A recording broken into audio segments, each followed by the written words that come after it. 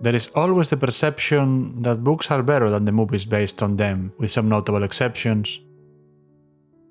Contact, adaptation of the book of the same name by Carl Sagan, is a good movie and a decent adaptation, but not as good as the book. It omitted my favorite section of the source material, Ellie's dating life. Contact, as much as a novel about the first encounter of the human race with extraterrestrial intelligent life, and the wild and completely believable stupidities said discovery would trigger in all of us, is the story of Ellie Arroway, a young woman scientist in a time, late 60s to 90s, when being a woman in science wasn't exactly common. The book is effective in illustrating Ellie's struggles, but I feel some perspectives are missing from the story, those of the couple of women that got there just before Ellie. One of them feels trapped in a job she thought it was her dream, but the field wasn't ready for a woman back then, and she couldn't break the glass ceiling, or they didn't let her. She didn't quit either, she just got disillusioned with everything. The other one is a version of David Ramblin, one of Ellie's antagonists in the story. This second woman is a strong, don't put up with your nonsense person that did make a place for herself in an environment even more hostile for her than the one Ellie faced. This place is the little corner she controls, and instead of being open to female newcomers, she looks at them wary they could surpass her. Because deep down, she thinks her corner is the women's corner, and new women are first and foremost a threat to her dominance in it. Consequently, she would mistrust and mistreat Ellie, who reached some success her own way, not going the approved route for women. Ellie would make her feel what she always knew in the back of her mind, that the next women would achieve things she never could in ways she never imagined, and she just can't stand it. All women should go her route, all women should respect her as a pioneer, and Ellie wouldn't.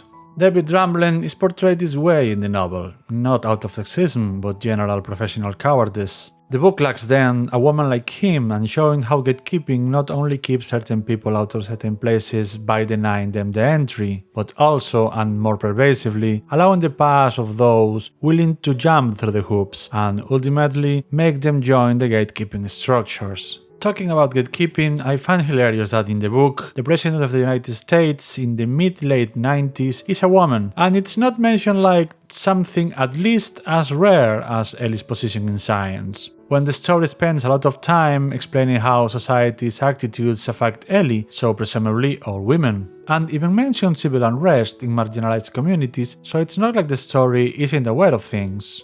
Maybe we can classify the book as political fiction? I guess it's understandable. After all, in the movie, Angela Bassett plays a young, attractive and stylish black woman, chief of staff to President Bill Clinton. She plays this stern but benevolent role that doesn't think much of Ellie because she's just too busy. But the movie doesn't explore at all how it would be being a black woman chief of staff of the White House in the 90s. And I think it's a good choice for the runtime of a movie. The opposite would feel like they were hammering it down. Maybe paying a lot of attention at the female president in the book would come across the same way. In any case, the focus of the original story is on the human and sociopolitical consequences of being contacted for the first time by an alien species. The movie, of course, being a movie, particularly a Hollywood movie, looks to enhance the conflict and stresses the religion angle by making the the Christian philosopher, Ellie's love interest out of the gate, which I thought it was your typical Hollywood meddling with the story. But to be fair, in the book, finding alien intelligence is framed as a challenge to human identity in general, and religion is a big part of human identity, just not the only one, and both in the book and in the movie it looks like there is little more than that. Will this kill God definitely or not seems to wonder the story. When in reality, even if the aliens came here openly and had press conferences and lived among us, most humans would keep being religious for decades and religion wouldn't disappear in less than a couple of centuries. Damn, even the aliens themselves seem to have a bit of a religious attitude with respect to the real builders of the interstellar railroad they use. Many things could potentially change apart from religiosity, it's what I mean. The narrative simplification that made Palmer Joss Ellie's primary romantic interest in the movie also turned Rambling into the president's scientific advisor and narrates Kendall Hare, who was the president's scientific advisor in the book, an eventual romantic partner of Ellie's. In his place we have William Fichtner in maybe his only not obnoxiously arrogant character. Ken Clark, who is based on a real scientist from SETI, Ken Callers, and is also a combination of two other characters from the book, Peter Valerian and, to a lesser extent, the Russian scientist Baigai. We lose too most of the formation of Ellie's personality. In the book, her father encouraging her to be curious and different is balanced with her mom being more conventional. Teachers found annoying her ability to think out of the box, and she felt alienated by girls and boys in middle school, because when she tried to talk with them about her scientific interests, the boys became jittery or boisterous and the girls looked at her strangely. Also, in the movie, Ellie doesn't come across as this round and complex person she is in the book. Highly rational, reasonable and methodic, but also passionate and romantic, in the broad sense. Someone who values beauty as well as science. Jodie Foster, being the extraordinary actor she is a little miscast as this confident scientist who is also a bit of a tomboy disaster because the script pushed Ellie and her into that corner. I think Robert Zemeckis hoped to translate visually how the book describes people dismissing Ellie the same way Jonathan Demme did it with Clarice Starling in The Silence of the Lambs, but although in contact it is there, it's way less effective. So then, Ellie's formative years and specifically her dating life. Ellie's struggles with the world around her in this time of her life are well summarized in a quote Carl Sagan includes at the beginning of chapter 2. Since I first gained the use of reason, my inclination toward learning has been so violent and strong that neither the scoldings of other people nor my own reflections have been able to stop me from following this natural impulse that God gave me. He alone must know why, and he knows too that I have begged him to take the light of my understanding, leaving only enough for me to keep his law. For anything else is excessive in a woman, according to some people, and others say it's even harmful. This is the reply to the Bishop of Puebla, written by Boss Bitch Juana Inés de la Cruz in 1691, because of his attacks against her scholarly work, highly inappropriate for her sex. After going through middle school and high school being misunderstood or attacked by most, with the exception of her dad, Ellie started college. She chose scientific studies despite the disapproval of her stepfather, her mom's new husband after the death of Ellie's dad, because in the book the mom isn't dead at the start. Being a young woman, Ellie goes through college in the 60s, 70s, and at the height of the sexual revolution she experimented with gradually increasing enthusiasm, but found she was intimidating her would-be lovers. Even before, in the last years of high school, she had to admit that her stepfather, John Stoughton, was someone right, warning her about the college guys she had already started to meet. Sagan writes, the young men, almost without exception, had a penchant for sexual exploitation. At the same time, they seemed much more emotionally vulnerable than she had expected. Perhaps the one caused the other. I know, man, you want to sell us Ellie as this oh so rational girl, but I really doubt the young men, almost without exception, had a penchant for sexual exploitation was the kind of language 17-year-old Ellie used after experiencing in the flesh how guys behave sometimes.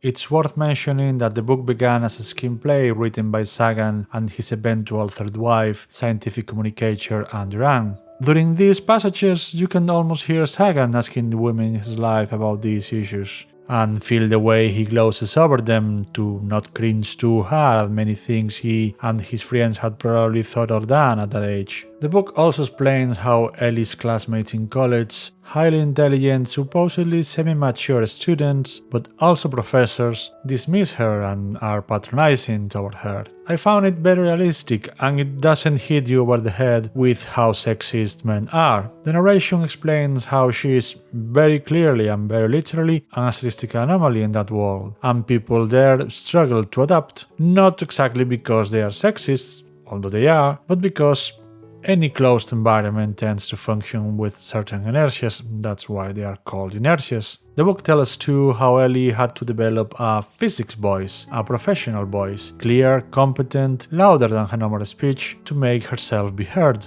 It doesn't shy out of showing how normalized and matter-of-fact sexism was in that context, like when instructors would say, "Gentlemen, let's proceed," and sensing Ellie's frown, would add, "Sorry, Miss Haraway, but I think of you as one of the boys." The highest compliment they were capable of paying was that, in their minds, she was not overly female. There is nuance too when the novel tells us how Ellie had to fight to not become too much combative, but fails to address that many people, men and women, would already been calling her pushy and bossy for years, no matter her efforts. Although it does mention the fair amount of enemies she gathered because of how smart and opinionated she was, all those capable women in other fields that took her competence and delight in science as a rebuke of themselves, never as proof that, indeed, women can excel in science too. Again, Sagan tries to sell us Ellie as the symptomologist of social behavior when she recounts how she lived her college freedoms in times of the sexual revolution, how she navigated it and watched other women and this duality on them, those who just rolled with it, so to speak, and those who, even in supposedly free-spirited times, were in the end looking for a prospective future husband, finding that most women led somewhere in the middle. We'd like to say that women nowadays don't have to make those dual choices anymore, but we know it's not true. We can say though in some places it's less and less because of socioeconomic pressures and expectations, and more because even if any and all external constraints disappeared completely, the struggle between what I seem to like viscerally and what appears to be better for me in the long run is something no one would be rid of anytime soon, mostly because no one knows what they're doing.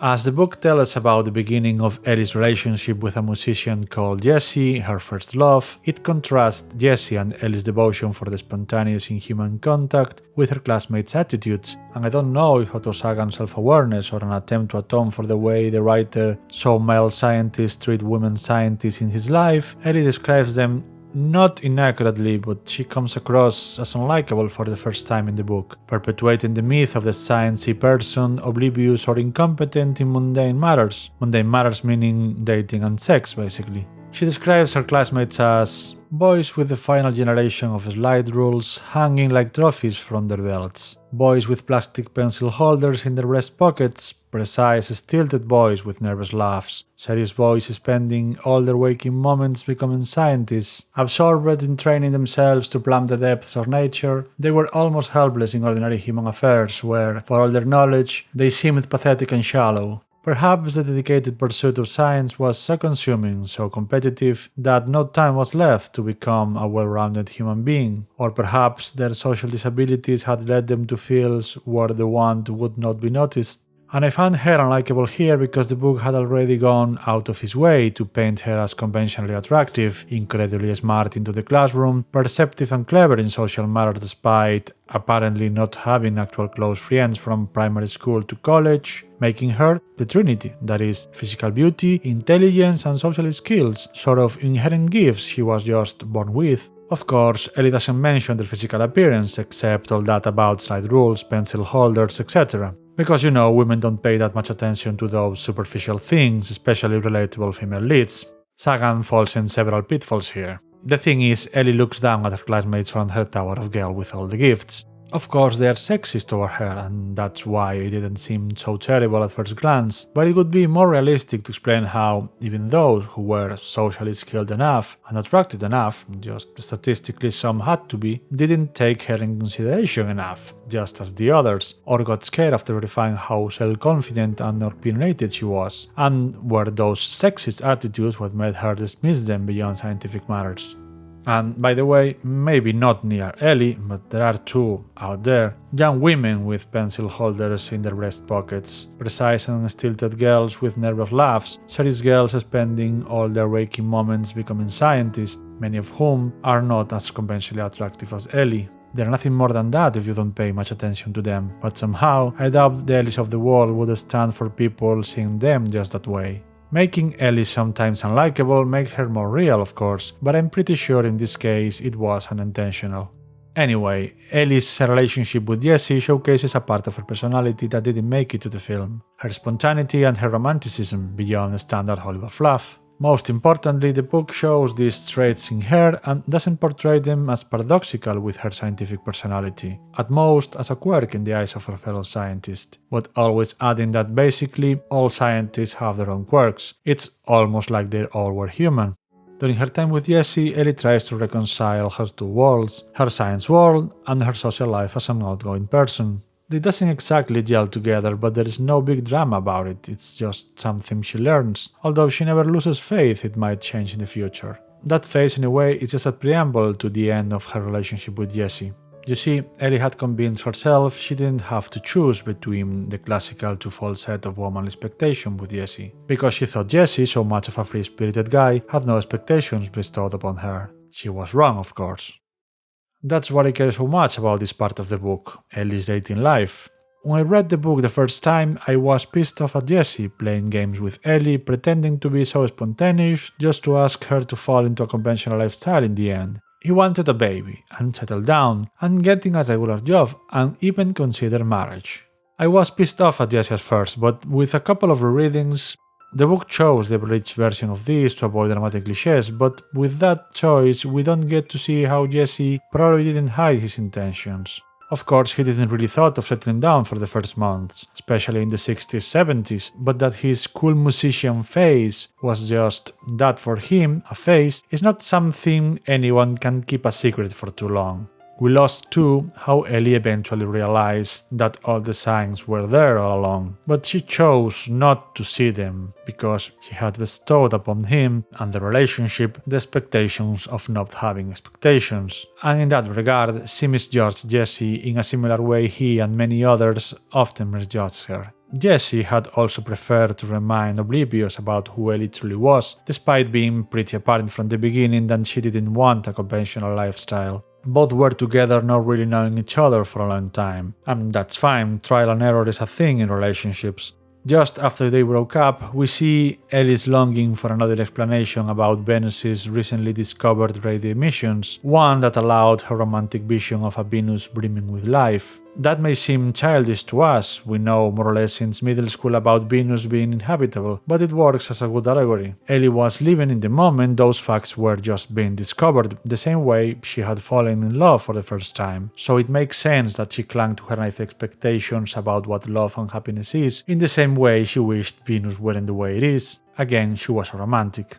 This thing about Ellie's first breakup changed my perspective and helped me learn some things about human nature. Shouldn't tell anyone, but it's not that uncommon to make mistakes in your relationships even well past your 20s. The story keeps going. Ellie may be a romantic, but she has to accept things are the way they are, and this not only goes for her relationship with Jessie and the reality of Venus. It would find a parallel with the machine and the aliens.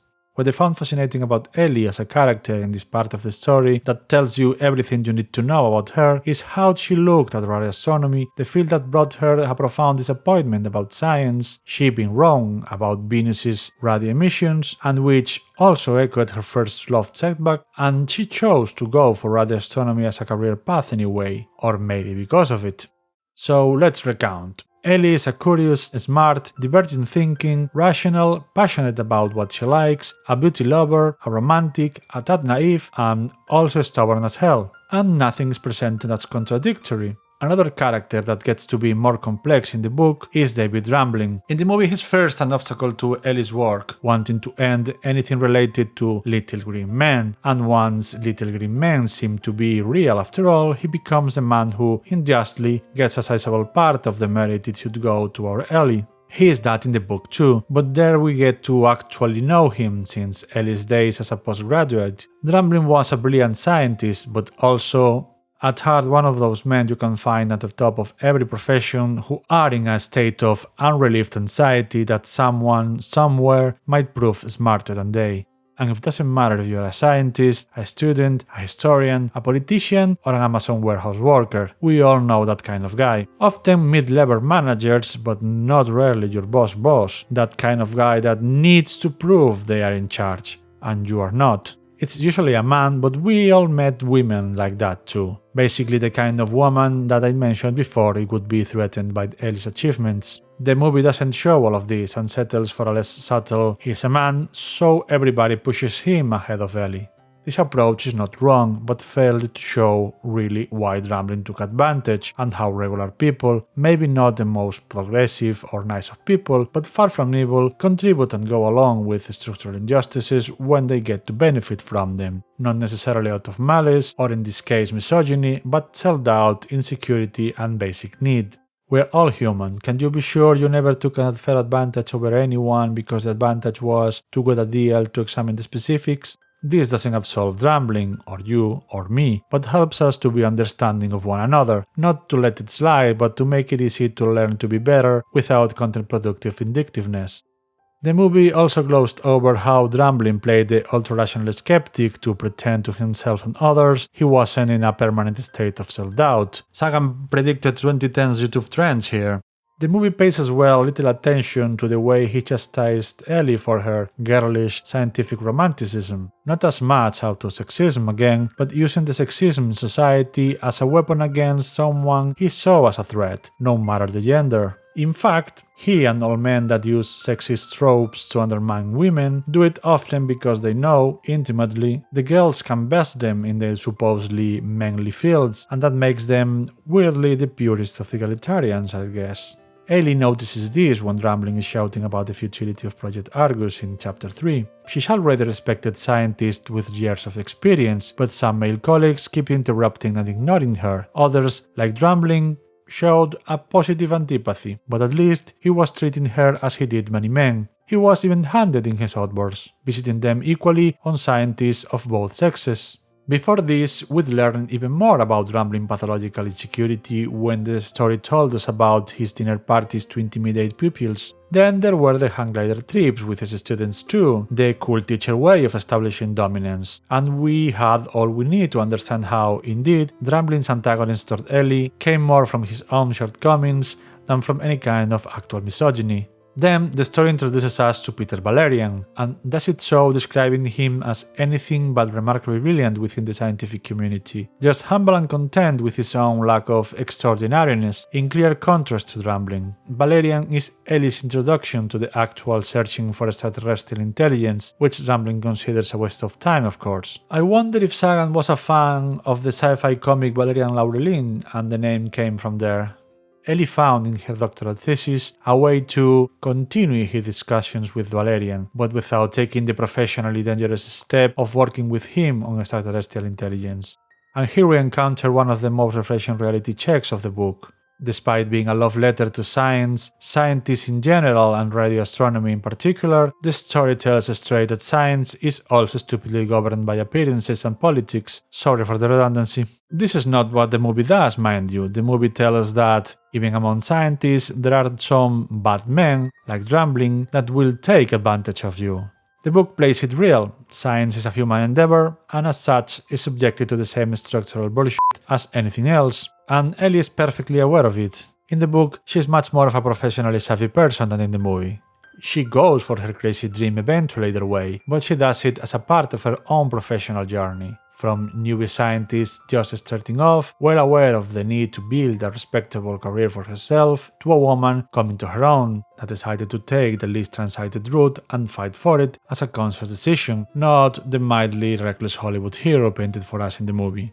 By the way, it's at this point in the story that we'd get another demonstration of how, no matter Ellie's accomplishments or professional intelligence, some people are going to keep frowning at her. This is when we learn about her stepfather's attitude about her studies and doctoral dissertation. She still hadn't touched the alien thing, because it was too speculative, and she had to be responsible and respectable. But young Stoughton had taken to denouncing her various interests as unrealistically ambitious or occasionally as definitely trivial. When he heard of her thesis topic through the grapevine, by now she was not talking to him at all, he dismissed it as pedestrian.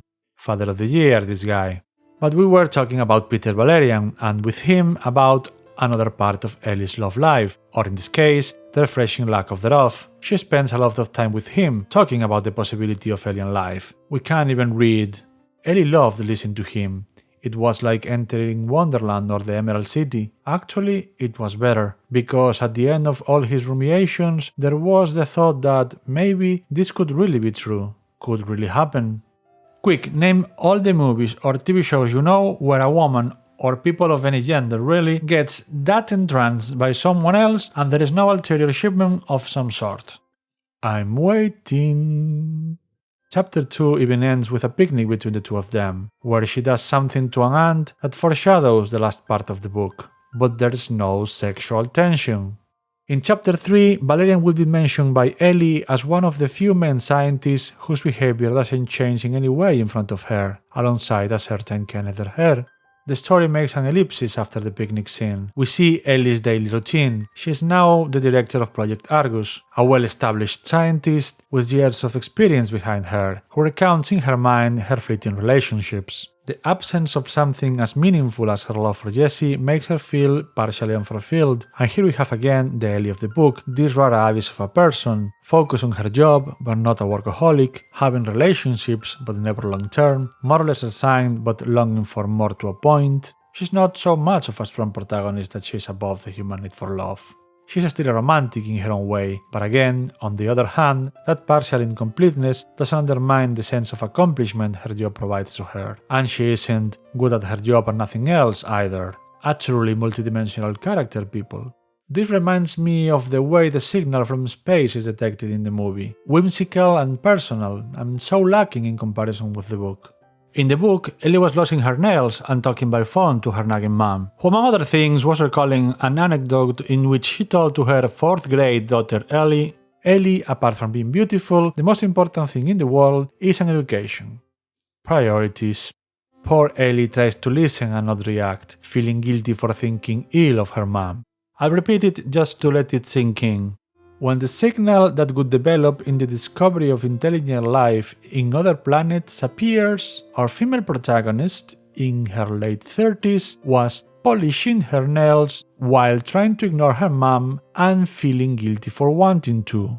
You can't be more womanly said than that, and worries me that the movie wasn't never going to present Ellie this way, less of all in this pivotal moment, because somehow these traditional female things supposedly detract from a Strong, independent woman. praise her. They don't. The discovery of a strange signal cuts the conversation early, and little by little, the snowball of checks and rechecks makes Ellie realize that this time can be that time. I adore Ellie's deliberate composure in the scene, in front of her subordinates, and then closing the door of her office behind her to be alone for a moment and whispering to herself, "Holy shit." So many times we see women in fiction suffering in silence out of anyone's sight. And those moments are important because they are painfully real, but this time we see a woman doing the same with unbelievable joy. And not out of shame, but an understandable sense of appropriateness. After all, she is the boss. Going back to the point about not having forced sexual tension, in the book, Ellie is allowed to have a cordial, to a certain extent antagonistic, but not confrontational relationship with Josh Palmer, your run-of-the-mill, raggedy handsome, reasonable religious fundamentalist. This relationship is allowed to grow and become closer and closer, to the point one of the last moments of the book is Ellie talking with Josh about her experience with the aliens, and yes, strong hints about them ending up together beyond the events of the book. But although this growing relationship overlaps with Ellie's relationship with Kender Her, there is no damn love triangle in the story. The relationship between Ellie and Ken is believable, healthy but not exempt from problems, and although it eventually ends, the breakup gets no drama whatsoever, just disappointment, another refreshing thing. The book even involuntarily laughs at Hollywood concepts of romance. That is, in the movie, to truly test Ellie's beliefs, Palmer Josh needed to be her love interest right away, of course. But in the book, in the first meeting with Palmer, Ellie notices how attractive of a smile the preacher has, and afterwards she jokes with her, already her partner, about Palmer being so attractive she was almost convinced of the existence of God. Again, in the end, there is a burgeoning romance between Ellie and Josh, but there is no superfluous tantalizing drama. Not all of this could have been included in the movie, but with clever screenwriting, a good chunk could. And if it was due to easy, clear-cut narratives with no room for human complexity, my real beef with the movie, although I do enjoy it a lot. In any case, the book was better from the moment it didn't have a scene where the love interest says something and the female protagonist goes, "Oh, you just said something my father said to me when I was a child. I'm so infatuated right now. Let's immediately bone." That's Hollywood's love for you.